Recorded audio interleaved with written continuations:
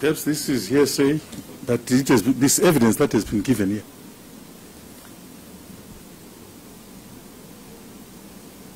I'm a well-trained soldier in Tanzania.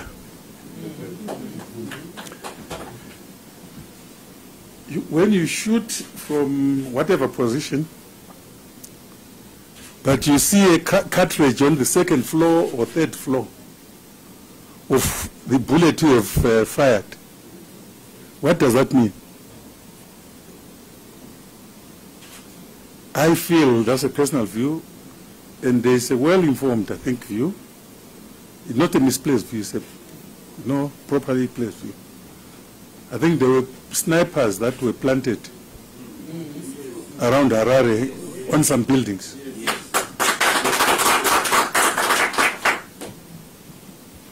ZANU-PF will never do that. And the president will never condone that. So, somebody created a scene and directed that there should be some firing somewhere just to put government in bad light. And that's why you see the rantings and people trying to be cleverer than what they are on issues that revolve around treason. But look, I think the Commission in its wisdom will deal with this issue. But I mean, those guys in the military are very clear. They've been sent all over the country, all over the world on peacekeeping missions. Why would they do a commendable job out there and come back and shoot their brothers and sisters? It's illogical. It's actually something that is difficult to believe. But look, I think we have got more evidence than I have, Chairman, to determine. We don't do those things.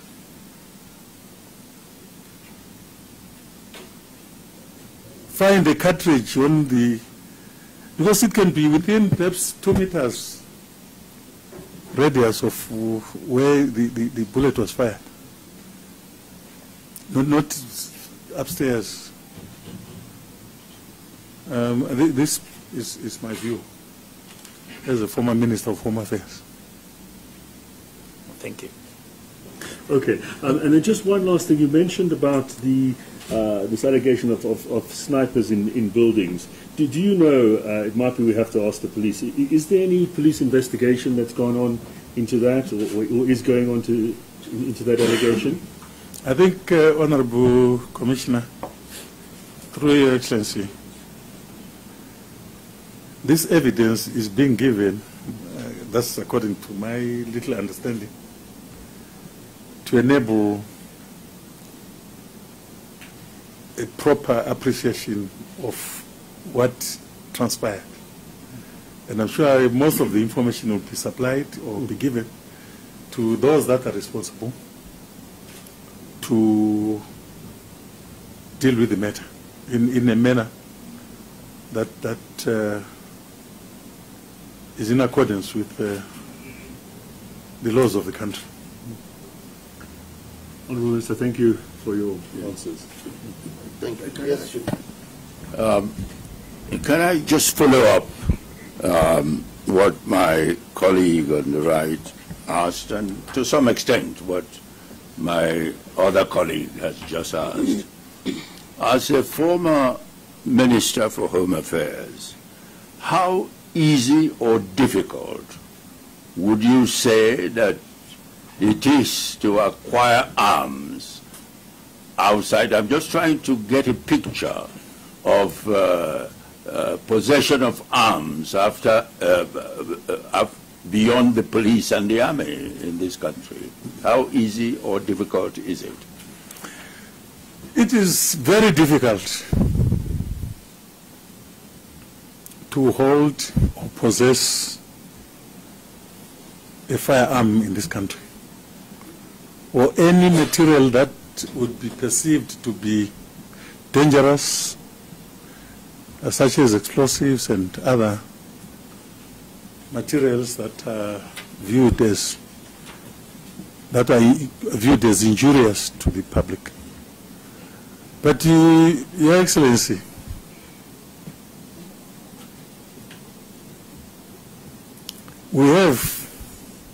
it's possible, I don't say it's possible that we have got elements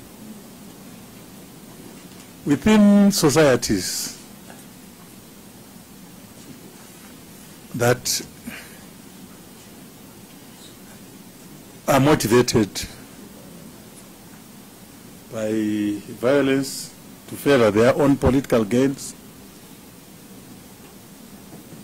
to acquire arms or other tools or items that would be illegal in any situation. That is possible. I mean, the people that have been attacking our governments or attacking other political parties in Africa, and in Europe, indeed, and America, are people who bring in those items illegally. Like we have people who commit some illegality. But the law in this country is so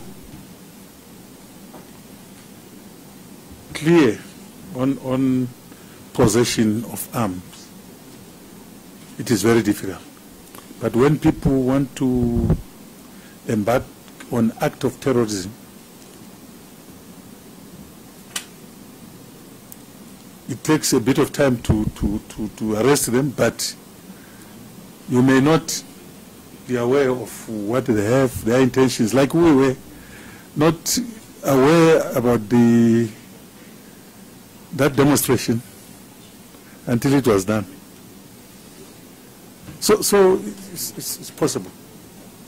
So you weren't surprised that there were snipers, as you said? That was my conclusion. Because you could see, Your Excellency, the kind of daring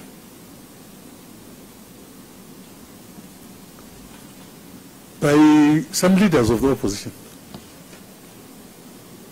telling rallies of thousands of people that if I don't win, you won't enjoy your victory. I mean, what will you be? Yeah,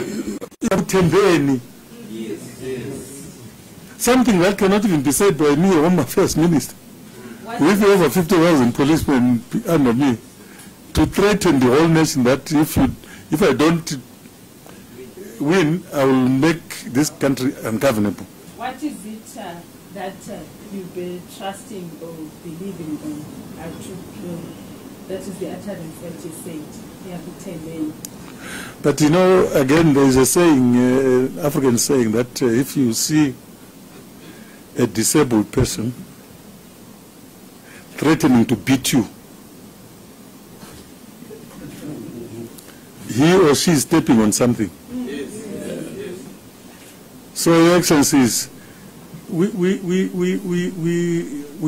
are disappointed. In fact, the country government is really very, very disappointed and embarrassed by this action. Hence, the appointment of this very esteemed commission of inquiry.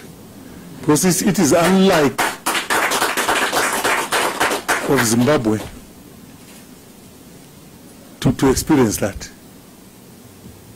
And you can see some people are bragging about it because it achieved what they wanted it to achieve.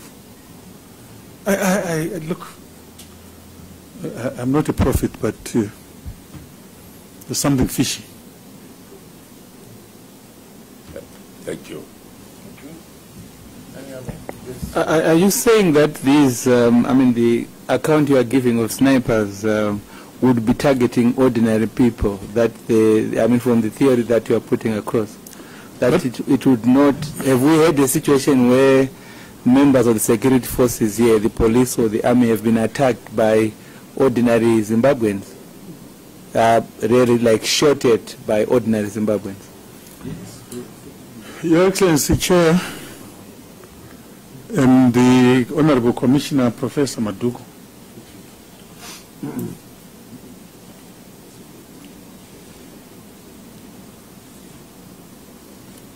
in military terms, in fact in guerrilla warfare, if one to hit the status quo, you must target civilians. I was a guerrilla myself for 15 years. You make the country ungovernable.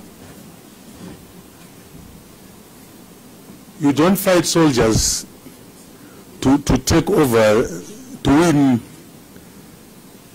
to liberate your country. That's my humble conclusion, submission on such issues. Yes, because if, just to finish my professor, if the intention was to fight soldiers or to shoot at soldiers, perhaps there wouldn't have been this commission.